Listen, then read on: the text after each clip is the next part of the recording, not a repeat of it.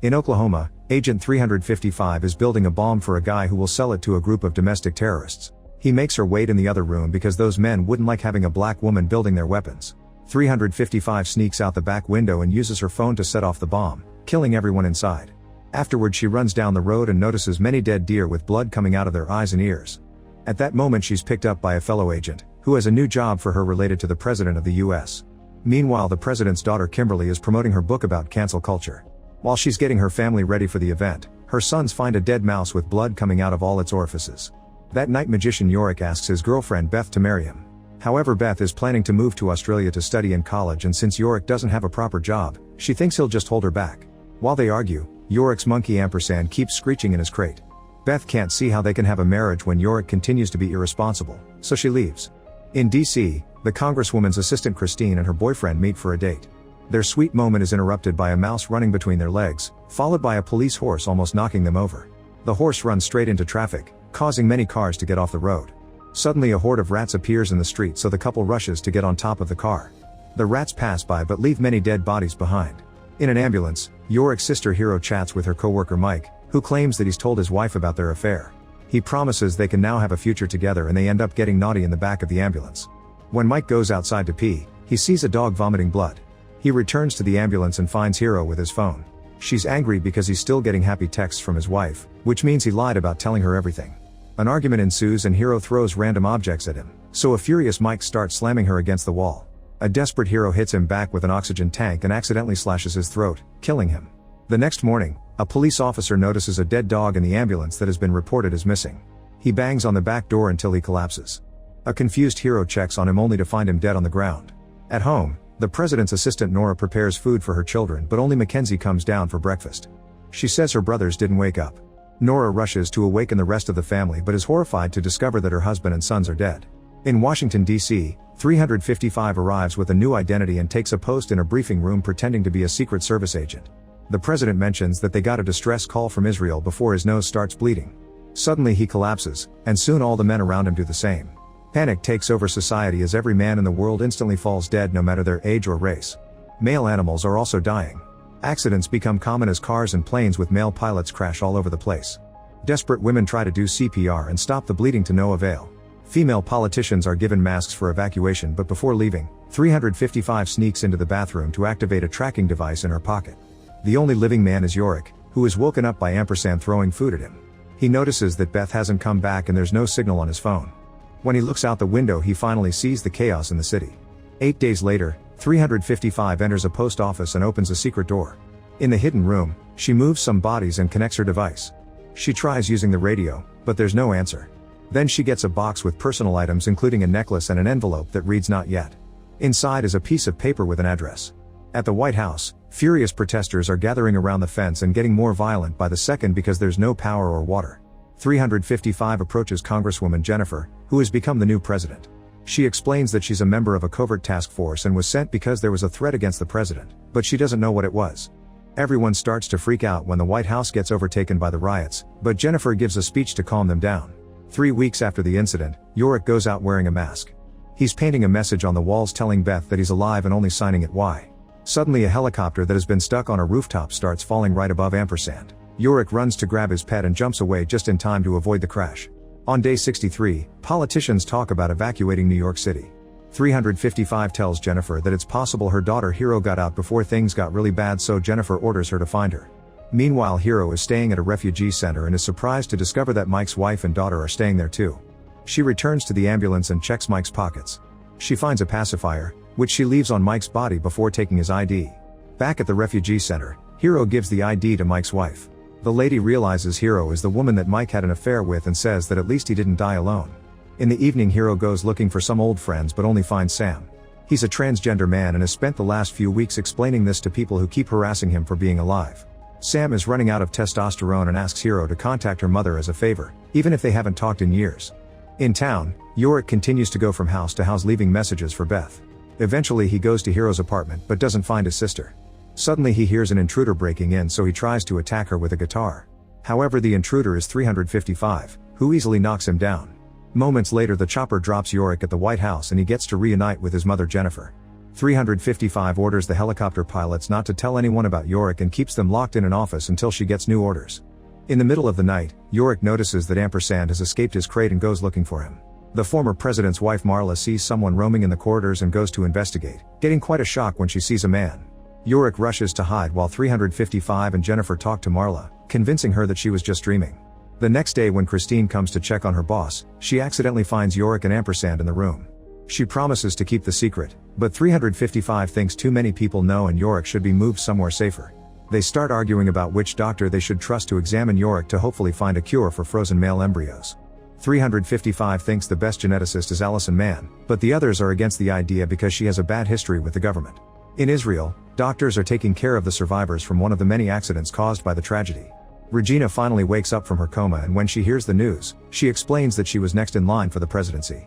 Jennifer only took over because everyone thought Regina was dead. The news soon reaches the White House and Jennifer's team agrees they'll back her up because Regina is too crazy to rule. However, Kimberly has heard the news too and is gathering all the right-wing wives to throw a coup if necessary. Worried about the upcoming political fight, Jessus authorizes 355 to take Yorick to the geneticist. Since nobody can leave the building without an ID check, 355 puts Yorick inside a bag and takes him out with a pile of bodies. For extra security, they'll be leaving in 2 helicopters, one with the 2 pilots and the other with Yorick and 355, who knows how to fly too. In the middle of the trip, Yorick is shocked to see the chopper with the pilot suddenly blow up and crash. At a theater, 355 is doing a fantastic performance. Suddenly she starts feeling weird and is about to fall off the stage. At that moment she wakes up and discovers she's been sleepwalking. She almost walked off a cliff but stopped just in time. It turns out 355 and Yorick have ditched the chopper to avoid getting attention and have camped for the night. In the morning they find a market in town and 355 exchanges the helicopter generator and a grenade for a bike. At that moment Yorick thinks he sees Beth and chases after her, only to accidentally end up in the stables. He's then surrounded by the market cops, who bring him down and unmask him. Yorick pretends he's transgender to avoid trouble but they still want to take Ampersand. Thankfully 355 shows up just in time to beat all the cops up so they can run. The cops still chase them as they open fire, killing one of the stall owners by mistake. The duo gets on the bike and successfully escapes. Meanwhile Hero and Sam are traveling to DC, although Hero is obviously not happy about having to see her mother again. They stop at an empty house to spend the night and get excited when they find a car in the barn. After Sam falls asleep, Hero sneaks into the barn and sabotages the car. The next morning, Sam is disappointed that the car doesn't work and the duo continues traveling on foot. They go to a pharmacy for supplies but it's empty. Suddenly they hear a noise and follow it to find Mackenzie hiding on a shelf. Her leg has an infected wound and Hero volunteers to help. When Nora sees them she threatens to attack with an axe, but Sam quickly disarms her and Hero clarifies that she's a paramedic. After taking care of the wound, Hero offers to take Nora and Mackenzie to the house. Sam is frustrated because he can tell she's delaying the trip. In the house, Hero tells Nora that Mackenzie needs antibiotics, and the best place to get them is the camps. Nora is frustrated because the nearest camp is DC, which she just left. When everyone goes to bed, Hero and Sam snuggle and end up kissing. Sam interrupts it and asks what happened to the car, but Hero only talks about staying in this house and starting over. Meanwhile Nora goes outside for fresh air and sees 3 horseback riders coming. The trio in the house tries to come out when they hear screaming, but they're blocked by an armed woman. The 3 riders take the group to the barn, ready to shoot them. Nora convinces them not to do it by mentioning that Hero is a doctor. Moments later Hero is brought to a warehouse to take care of a woman with gunshot wounds. Hero does the best she can, but the woman is still in bad shape. Leader Roxanne decides to shoot her to put her out of her misery. She still appreciates what Hero did and agrees to let her group stay with them. It turns out the warehouse is part of a huge retail store so they have food and medicine. When Yorick and 355 drive to Boston, they discover that the city has become a war zone. There are lots of flyers calling Jennifer a liar and claiming that the virus is a hoax. They hide as a military caravan passes by announcing a curfew. The duo sneaks around until they come across a military security checkpoint. 355 makes Yorick hide, then she approaches the soldiers and convinces them to let her pass by pretending she's an Air Force member. She asks about the geneticist but the soldiers inform her that the lab is destroyed and they don't know what happened to the owner. Afterward the duo goes to the geneticist's apartment but they don't find her there either. 355 is surprised to see a crib since the file didn't mention any kids. They notice many pictures of the Union Club of Boston so they head there. At first the place appears to be empty but suddenly Allison surprises Yorick from behind, stabbing him in the back before he manages to bring her down. Allison is the geneticist they've been looking for and she gets very excited when she realizes that Ampersand is male. 1 survivor may be a lucky chance, 2 means a hidden reason. 355 wants to take Allison to DC but she refuses, saying that she doesn't like the government and that she lost all her research. Instead, Allison wants to go to San Francisco, home to the only lab containing the necessary software to continue her work on human cloning. While 355 takes care of Yorick's wound, Allison points out that he is living proof that the government was covering something up. Then 355 goes to get her phone since she's supposed to call Jennifer with an update, but instead she breaks it. She tells Yorick that the phone accidentally broke and she needs to go out to find a new one, so he needs to stay with Allison and charm her into changing her mind. Sometime later 355 arrives at the address from the envelope and finds a sealed house. She enters through the window and is suddenly attacked by an armed woman. A fight ensues and after exchanging several painful blows, they get stuck in a standoff. They realize they're both agents looking for the person who recruited them into their secret organization. Unfortunately, this other agent doesn't have any clues about their mentor's location either, but she reveals that she was pulled out of a mission and sent to Washington on the day of the tragedy, so it seems their organization knew something would happen. Afterward 355 returns to the club and claims that Jennifer authorized the trip to San Francisco, so the three of them leave together. In 355's bag, there's a tracking device. In DC, Jennifer is informed that one of their helicopters was found on a crash site along with the remains of the pilots. Jennifer wonders if 355 killed them to cover it all up. Meanwhile, Christine goes to the bathroom and has a breakdown in the stall as she bleeds. Kimberly checks on her and Christine confesses that she thinks she's having a miscarriage. After bringing her new clothes, Kimberly takes Christine to see a nurse, who performs an ultrasound and assures her the baby is fine.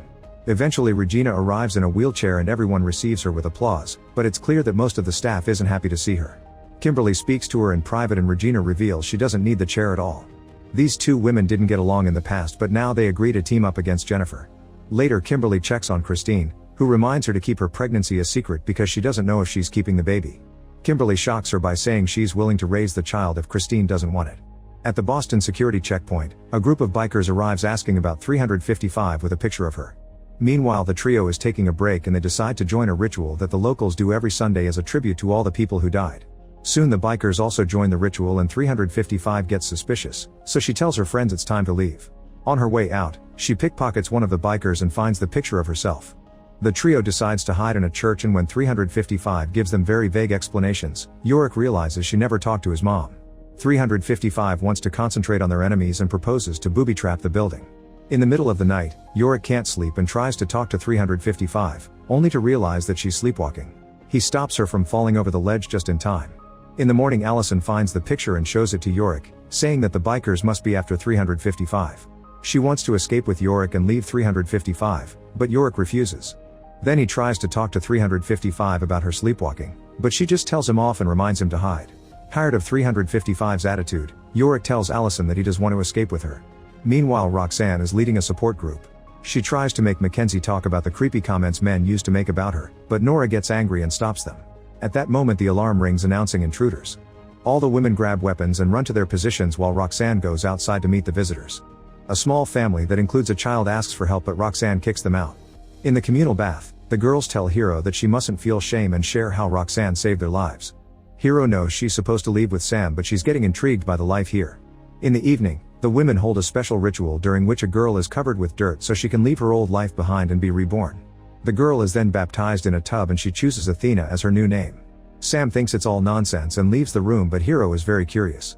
Kelsey follows Sam out and advises him not to show his disdain for their activities. She also reveals that the girls aren't allowed to be alone with him. Later Roxanne talks to Hero in private.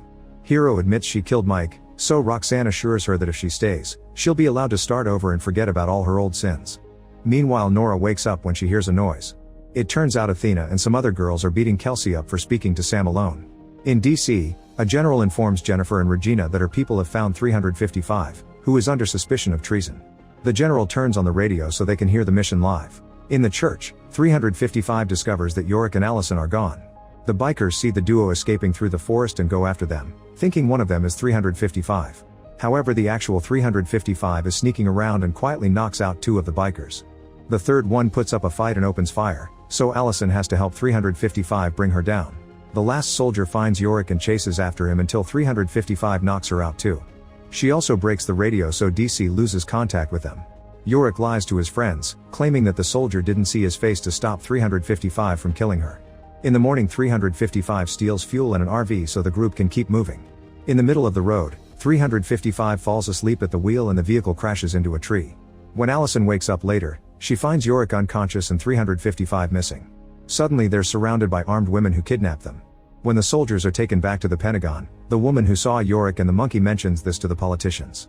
Jennifer tries to cover it up by pointing out how ridiculous the idea of a single male survivor with a monkey is. In secret, Jennifer asks Christine to reassign these soldiers so they won't spread their story. Afterward, Jennifer goes outside to talk to the protesters, trying to calm them down. She interrupts herself when she sees Beth in the crowd and immediately makes the guards bring her in. Beth shares what she's been doing and Jennifer doesn't correct her when she mentions that Yorick must be dead. They talk about the old days before Beth announces she can't stay. She leaves the building and meets with some rebels to give them information about what she saw inside. In the meantime, Regina tells Kimberly about the story the soldiers brought back. Marla overhears her and drops her glass, realizing that she didn't imagine seeing a man with a monkey some nights ago. Regina and Kimberly think Marla's story is real, but they need actual proof if they want to bring Jennifer down. While they argue, Marla goes to the main room and yells at Jennifer for making her think she was crazy. Everyone still thinks Marla is insane, so the awkwardness of the moment makes it easy for Jennifer to send Marla back to her room. That night, Kimberly returns to her room and finds a note from her mother. She rushes to the roof, but it's too late. Marla has already self-deleted. In the morning, Yorick wakes up in a bed next to a mysterious woman. He goes looking for Ampersand and finds a group of women in the kitchen. They start interrogating him and he accidentally refers to Ampersand as he, so he has to explain he has no idea why he and his monkey survived. Soon more women arrive to discuss what they'll do with Yorick. In the woods, 355 also wakes up and rushes back to the vehicle, only to find several bodies and one of them wearing a necklace. It turns out this is the memory of how she lost her family. At that moment she wakes up for real and discovers she's been locked up with Allison in a prison cell. They discuss what to do until Yorick is brought to the cell too. 355 wants to escape by fighting their captors and Yorick thinks it's a bad idea because those women are this prison's former inmates. Since 355 insists she can take them, Yorick asks her to prove it with a fight. It takes 355 2 seconds to overpower Yorick and almost choke him with her shoelaces. Then she ends up puking because her body is still sore after the crash. At that moment a woman enters the cell to announce they're letting the trio stay. In the woods near the retail store, Roxanne discovers a woman trying to escape. She tries to make her come back but the woman refuses, so Roxanne shoots her. Then she rushes back to the store and pretends they're under attack. Later, Hero starts practicing how to shoot and Roxanne compliments everyone with another anti-men speech. Sam is clearly uncomfortable but Roxanne reminds him that survival is important and convinces him to practice too. Inside, one of the girls informs Nora that she and Mackenzie will have to leave soon. Nora rushes to yell at Roxanne, who admits the invitation was never permanent and Nora simply doesn't fit in. A flashback shows how Roxanne used her detective training to rescue a group of women from a domestic violence shelter. She brought them to the store and offered them a new life. In the present, Nora asks Sam to escape together, but he turns her down and says he doesn't trust her. Afterward, Sam talks to Hero and asks her to leave together, but Hero wants to stay.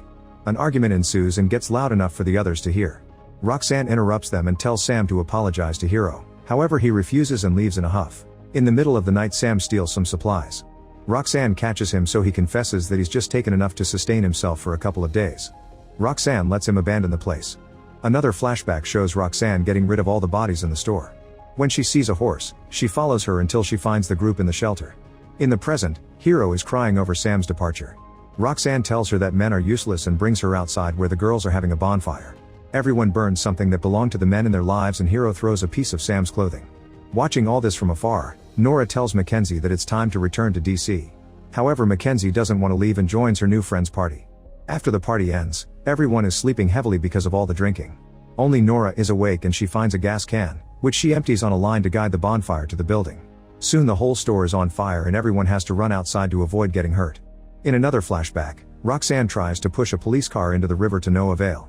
It turns out she isn't a real cop, she's actually the store's assistant manager. Her husband was the cop but he left her after her cancer made her lose her life savings. After cleaning the store, Roxanne shoots a gun in the air to scare the girls in the shelter, then she can pretend to be a detective to save them. In the present, Nora tells Hero that she knows Jennifer well and she'd be happy to see her daughter, but Hero refuses to go to DC. Then Nora steals some supplies and hides them near the river together with a gun. At that moment she sees a bird floating on police lights and follows it to find the police car with Roxanne's name tag inside. Another flashback shows Roxanne hiding in the store when two women come in and shoot each other at the same time. Roxanne steals their weapons and now every time someone tries to come in, she immediately shoots them. She kills so many intruders that her aim improves a lot. In the present, Nora tells Roxanne that she knows her secret. She agrees to keep it, but in exchange she wants to be allowed to stay and have food privileges. Roxanne agrees while remembering how her old boss wouldn't take her harassment complaint seriously. In the meantime, 355 goes for a run to get her body back in shape. However, she collapses and keeps having visions about her childhood that mention a mysterious secret. Later, Sonia confronts 355 about the tracking device she found at the crash site. 355 refuses to answer her questions and Sonia tells her she should at least be honest with Yorick. After Sonia leaves, 355 remembers her mentor teaching her a few things and how she built that bomb. Meanwhile, Hiro is walking through a warehouse where men's voicemails are being broadcast over loudspeakers. She comes out of this hall of voices into a makeshift hamlet where women are honoring their fallen men and sharing information. Hiro memorizes all the details about the place and sends them back to Roxanne, who guides all her women to attack. The group starts destroying all the shrines and even Hiro enjoys breaking things. Nora tries to stop them from destroying supplies too and has to use violence to be heard.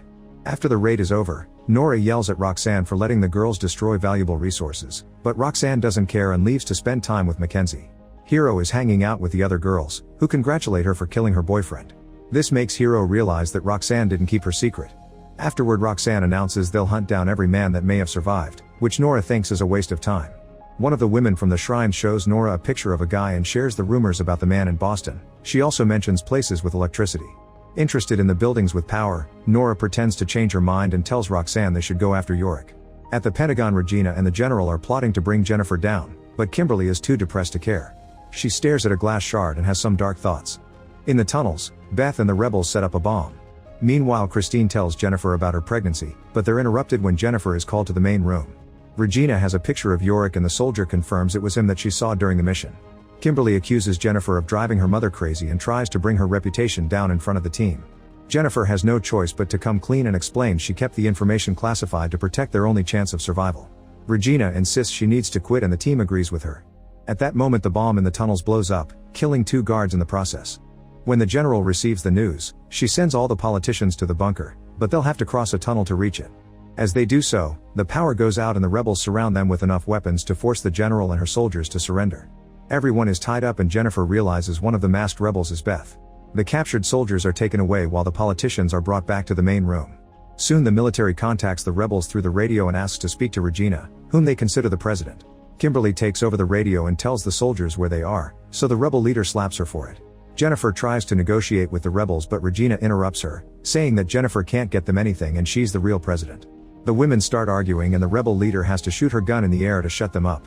Beth points out that since the military now knows where they are, they'll be here soon, so the leader agrees to move. The rebels push the politicians out of the room before setting it on fire. As they cross the Hall of Heroes, Regina tells the rebels that the tragedy was a conspiracy by Jennifer and that her son is still alive. The leader is annoyed and shoots Regina in the head. Beth is upset because they weren't supposed to hurt anyone. Then the leader tells her soldiers to drop Regina's body outside and tell the military that Jennifer will be next if they aren't allowed to leave. As the group crosses another corridor, they discover that tear gas is being sent in through the vents. The military uses this distraction to burst in and a gunfight ensues, causing the group to spread. In the chaos, even some politicians are shot down. As people keep dying all over the place, Kimberly drags Christine away. A rebel tries to attack them but Kimberly quickly stabs her to protect Christine's baby. Beth drags Jennifer away too and asks about Yorick, so Jennifer confirms he's alive. Back to Yorick, he learns from Sonia that the inmates took over the town by killing all the female guards, who had locked the inmates up and abandoned them after the tragedy. Meanwhile, 355 continues to have visions of her past. Her training was very rough and whenever she had a breakdown, her mentor would just push her to keep going without caring about her feelings. These bad memories make 355 destroy the tracking device with a rock. Sometime later, Roxanne's group finds the inmates' compound and considers attacking even if there are no men just to get all the supplies. The group hides in the local pool and discusses strategies for their attack. At that moment they're found by 2 inmates who try to kick them out, but Roxanne's girls outnumber them and send them away. Before leaving, the 2 ladies mention that there's no government anymore because the president was shot, and now Hiro thinks her mother is dead. After having another vision of her mentor, 355 looks for Yorick and announces they're leaving the next day. An argument ensues because Yorick wants to stay and he thinks Allison isn't capable of fixing anything. Allison overhears this and decides to spoil the surprise going away party the inmates are throwing for them. That night, Jennifer and Beth hide in an abandoned house. Suddenly they hear an intruder coming in and Beth immediately attacks with her taser, only for Jennifer to realize this is Sam. He tells them that Hiro is alive but also that there's a van outside watching the house. The trio tries to escape but all the doors are soon surrounded by mysterious people who capture them. In the meantime, Allison cuddles with 355, hoping that her presence will stop her from sleepwalking. Yorick is at the party with Sonia and tells her about the lab in San Francisco, which was supposed to be a secret. Sonia admits she was in jail for murder, but Yorick kisses her anyway and they end up getting dirty. Meanwhile, Kimberly dreams of being pregnant again and Yorick coming for her to get naughty. She wakes up inside a barn with Christine and announces that she knows how to restore everyone's futures. All she needs is Yorick. When 355 wakes up, she's glad to notice that Allison's idea worked and she didn't leave the bed. However, she's horrified to notice a tracking device on her window. At that moment, Roxanne's group arrives in town and 2 inmates try to stop them, so a few warning bullets are shot. Hearing the noise, 355 asks Sonia to take Yorick and Allison to a safe place. Afterward, 355 and a transgender man surrender to the attackers as part of a plan. As the duo is led through the forest, 355 pretends her leg is hurting as a distraction and quickly knocks both girls out. On the street, Roxanne keeps monologuing. This gives the inmates the chance to reach the roofs and open fire. Chaos takes over as both sides start losing people and Mackenzie wants to help a friend who got shot in the shoulder. Nora wants her to stay hidden, but Mackenzie assures her she's strong, so Nora provides cover and together they move the body to a hiding spot. In the forest, Hiro hears a noise and chases after it. When she gets close enough, she finally sees her brother, but before she can react, Sonia shoots her down. Thankfully, it only wounds her arm and the siblings reunite with a hug. Hiro tells Yorick that their mother is dead and that Roxanne's group wants to kill him. At that moment, a woman kills Sonia from afar, so Hiro forces Yorick and Allison to run. Then she shoots the attacker and cries because she's killed a teammate. While 355 joins the fight, Nora sees all the deaths surrounding them and notices that Roxanne is about to get shot. Nora comes out saying they surrender and the inmates hold their fire. Roxanne is furious about this and insults everyone before storming off. The group retreats to the pool and Nora destroys a bunch of things in frustration. Hiro finds her and tells her about Yorick. When Roxanne comes back to insult everyone for surrendering, Nora shoots her and Roxanne falls dead in the pool. The girls pull out their weapons, but Nora tells them they don't need to reinvent themselves anymore. Hiro shows her support to mark her as the new leader. Later, 355 reunites with her friends. Yorick is having a breakdown because his mom is dead and his sister is in a cult. 355 tells him that her whole family died in a car accident and if she could survive, he will too. With the president dead, she admits she has no mission anymore and lets them go. However, Yorick is tired of being helpless and asks 355 to train him. Meanwhile, Jennifer, Sam, and Beth are being held in a room that matches 355's memories. They're being watched by 355's mentor, who is using them as bait. At the same time, the trio follows the device from the window, which leads them to a van with a full tank of gas, medical storage supplies, and a map with coordinates. They suspect it's a trap but decide to follow it anyway. Make sure to subscribe and turn on notifications so you can watch more videos like this. Thanks for watching.